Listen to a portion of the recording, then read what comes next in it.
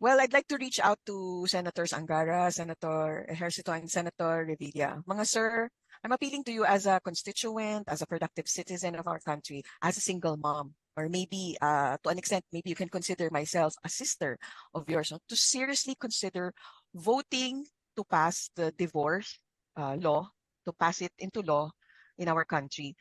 I hope you realize by now it's not just debate for intellectuals, for many people, including myself, very real po yung impact nito sa akin.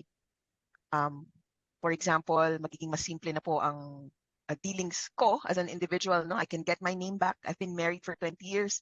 Sorry, I've been separated for over 20 years, but I still have to use my ex-husband's name.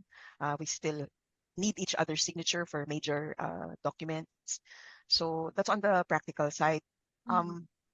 I often hear yung argument na let's preserve the sanctity of marriage. I think that's primarily Christian or even Catholic, but we're not even entirely Christian or Catholic dito sa Pilipinas po. So why enforce that po, no? Yung parang pag-guilty po yung dating niya. And aren't we cheapening, no? Parang ginagawa nating cheap po yung tinatawag nating sanctity of marriage by enforcing people who are no longer together to still be together.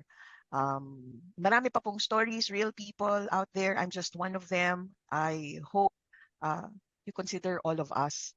This will benefit not just us directly, but also our children, our families, our mental health, our productivity, even our own financial capability.